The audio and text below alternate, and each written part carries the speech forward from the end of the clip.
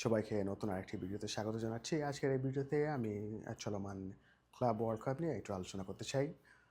FIFA কর্তৃক আয়োজিত এই ক্লাব ওয়ার্ল্ড কাপটি নতুন আঙ্গিকে অনুষ্ঠিত হচ্ছে এই মৌসুমে। ক্লাব ওয়ার্ল্ড কাপ প্রতি বছরই হয়ে থাকতো, তবে এখন থেকে প্রতি 4 বছর পর পর ক্লাব ওয়ার্ল্ড কাপটি আয়োজন করবে ফিফা। ফিফা সাধারণত ফুটবল ওয়ার্ল্ড কাপ আয়োজন করে থাকে পুরুষ এবং নারীদের জন্য, এবং পুরুষদের ফুটবল ওয়ার্ল্ড কাপটি বিশ্বব্যাপী খুবই জনপ্রিয়। সেটা বলা যায় যে স্পোর্টস এন্টারটেইনমেন্টের বিশ্বের সবথেকে বড় ইভেন্ট। পাশাপাশি এই ক্লাব ওয়ার্ল্ড কাপটি আমার মনে হচ্ছে অনেক জনপ্রিয়তা পাবে, কারণ as of now club world কাপটি অনেক প্রশংসা পাচ্ছে দর্শকদের পয়েন্ট অফ ভিউ থেকে, এবং পাশাপাশি বিশ্বব্যাপী যে সমস্ত ফুটবল খেলুড়ে দেশগুলো রয়েছে সেখানেও এর অনেক হাইপ সৃষ্টি হয়েছে। এর কিছু কারণ রয়েছে। প্রথমত, এই ক্লাব ওয়ার্ল্ড কাপে বিশ্বের সকল বড় বড় ক্লাবগুলো অংশগ্রহণ করছে। এখানে যে সিলেকশন প্রক্রিয়াটা একটু ভিন্ন, যার কারণে সকল বড় বড় নামি দামি ক্লাবগুলোকে দেখা যাচ্ছে না, যেমন বার্সেলোনা বা লিভারপুল এই মৌসুমের ক্লাব ওয়ার্ল্ড কাপে নেই। যেখানে বার্সেলোনা স্পেনের চ্যাম্পিয়ন এবং লিভারপুল ইংল্যান্ডের চ্যাম্পিয়ন। পাশাপাশি ইটালির কয়েকটি ক্লাব এখানে দেখা গেছে, তবে এসি মিলানের মতো বড় ক্লাব এই মৌসুমে নেই, এবং এই বছরের চ্যাম্পিয়ন হওয়ার নাপোলি এই ক্লাব ওয়ার্ল্ড কাপে খেলতেছে না। তো এখানে সিলেকশন প্রক্রিয়াটা হচ্ছে বিগত 4 বছরের, অর্থাৎ 2021 থেকে শুরু করে 2024 সাল পর্যন্ত এর ভিতরে বিভিন্ন ক্রাইটেরিয়া সেট করে ক্লাবগুলো সিলেক্ট করা হয়েছে। পরবর্তী ক্লাব ওয়ার্ল্ড কাপে অবশ্যই লিভারপুল এবং 2025 সালে যারা চ্যাম্পিয়ন্স হয়েছে তাদেরকে দেখা যাবে। তো বিশ্বের বড় বড় ক্লাবগুলো এখানে অংশগ্রহণ করার কারণে তাদের যে ফুটবল সমর্থক রয়েছে বিশ্বব্যাপী, তাদের এই ক্লাব ওয়ার্ল্ড কাপের প্রতি অনেকটা আগ্রহ সৃষ্টি হয়েছে, এবং সচরাচর টিভি যে ভিউয়ারশিপ রয়েছে সেটা অনেকটা চাহিদা রয়েছে বিশ্বব্যাপী, যার কারণে এখানে অনেক টাকা পয়সা কিন্তু জেনারেট হচ্ছে। পাশাপাশি ফিফা যে প্রাইজ মানি রেখেছে ক্লাব ওয়ার্ল্ড কাপের জন্য, সেটা প্রায় $1 বিলিয়ন, সেটা অঙ্কে অনেক বড় টাকা।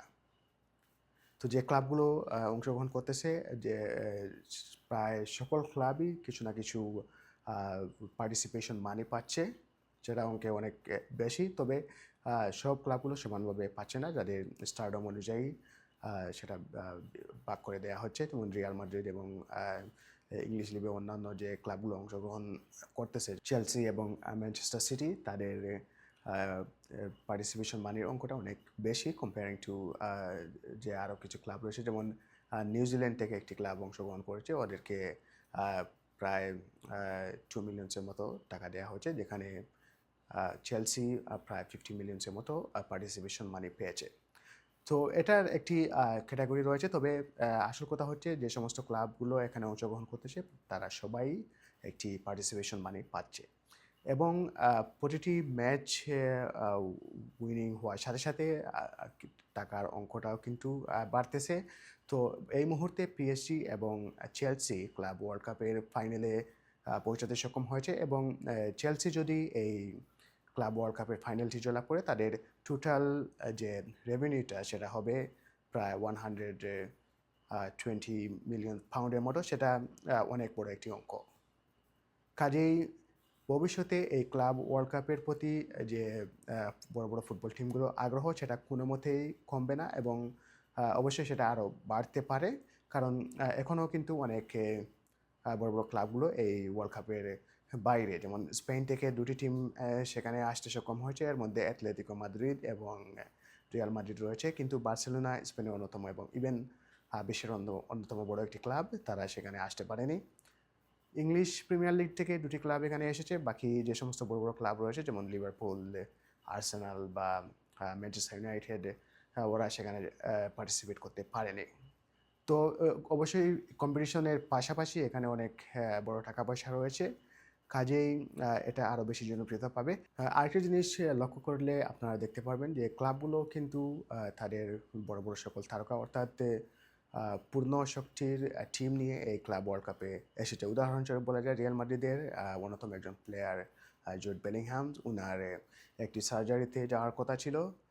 এই সার্জারিটা কিন্তু একটু পরে স্কেজুয়াল করা হয়েছে, অর্থাৎ ক্লাব ওয়ার্ল্ড কাপের যে স্কেজুয়াল রয়েছে তার পরে সেটা স্কেজুয়াল করা হয়েছে, যার ফলে উনি হয়তোবা লিগ মৌসুমের প্রথম দিকে কয়েকটি ম্যাচে খেলতে পারবেন না, তবে রিয়াল মাদ্রিদ সেটা কনসিডার করেছে।